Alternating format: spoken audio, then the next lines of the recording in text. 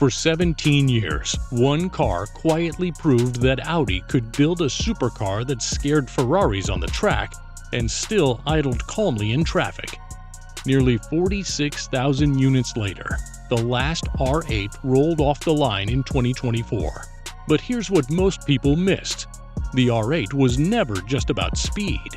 It was Audi's Le Mans race car, disguised as a daily commute. When the R8 debuted in 2006, Audi had never built a mid-engine supercar for the road. This was a brand known for quattro rally dominance and understated executive sedans. Then, suddenly, a low, wide, side-bladed machine with a visible engine bay was introduced. But why did Audi, of all companies, take that risk? Because of Le Mans. The name R8 came straight from Audi's dominant LMP prototype that crushed endurance racing in the early 2000s. The road car was born from that racing confidence, and that confidence shaped everything.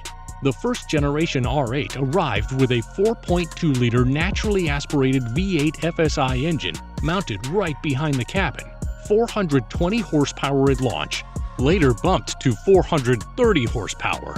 It revved past 8,000 RPM and worked like a race car. But here's the twist. The V8 was just the beginning. Audi later dropped in a 5.2-liter naturally aspirated V10 derived from the Lamborghini Gallardo. Output climbed to 525 horsepower, then 550, eventually 570 horsepower in special variants. That V10 changed everything. Compared to rivals of the time like the Porsche 911 Turbo, the R8 offered a different character. The Porsche relied on turbocharged punch and rear-engine traction. The R8 delivered linear high-revving capabilities with mid-engine balance. And unlike Ferrari's razor-sharp personality, the R8 felt usable. Audi prepared that power with quattro all-wheel drive. Up to 30% of torque could go to the front axle. The result was a staggering grip. For many drivers, it made 500-plus horsepower feel manageable. But handling wasn't just about traction. It was about suspension technology. The R8 used Audi Magnetic Ride. Inside the dampers was fluid filled with microscopic magnetic particles. Press the sport button and electromagnetic fields stiffened the suspension instantly. So what did that actually mean on the road? In comfort mode, the R8 could genuinely cruise. In sport mode, body roll tightened and steering response sharpened dramatically. It was two personalities in one chassis. That duality made it unique. Other supercars at the time often felt punishing. The R8 could attack a circuit in the morning and handle city traffic in the evening without exhausting you. The structure used the Audi space frame, primarily aluminum, later mixed with carbon fiber in the second generation. Lightweight, but incredibly rigid. Why did that matter? It mattered because rigidity improves handling precision. When the chassis flexes less, the suspension does its job better. Steering becomes sharper. Feedback improves. Special editions like the R8 GT even shed nearly 220 pounds through carbon fiber panels and thinner glass. Limited to 333 units, it became a collector's dream. In 2025, Audi unveiled the second-generation R8, this time sharing its DNA with the Lamborghini Huracan. The V8 was gone.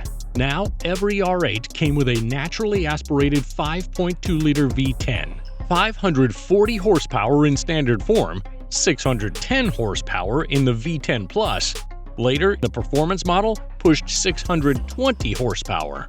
Numbers are impressive, but how fast was it really? 0 to 60 in 3.2 seconds. Top speed around 200 miles per hour. That placed it directly against machines like the McLaren 570S and even entry-level Ferraris of the era.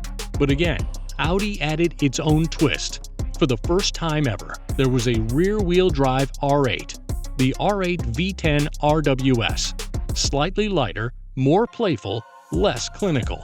And then came the V10 GT RWD, 620 horsepower, limited to 333 units.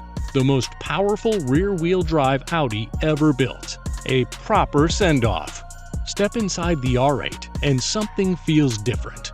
No overwhelming clutter, no dramatic overload of switches. So what makes the interior special? The virtual cockpit. Audi removed the traditional center infotainment screen and placed everything inside a fully digital instrument cluster. Navigation, media, performance data, all directly in your line of sight. The cabin wrapped around the driver.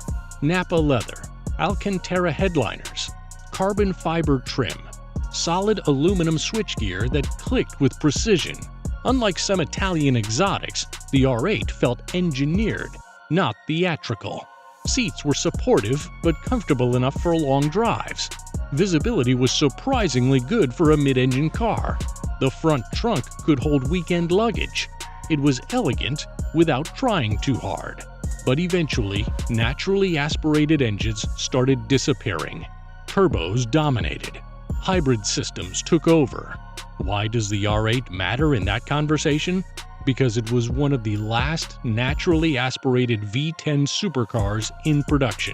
No turbo lag, no artificial enhancement, just 8,000 plus RPM. Compared to turbocharged rivals like the Nissan GT-R, the R8 felt more emotional. The GT-R was brutally effective, and that emotion is what people remember. The R8 was not just fast, it became a cultural icon. Remember Tony Stark's garage? In the Marvel films, Tony Stark drove the R8. This reinforced the R8's image as intelligent, futuristic, and powerful. It even appeared as the electric R8 e-tron in later films. That visibility elevated it beyond just car enthusiasts.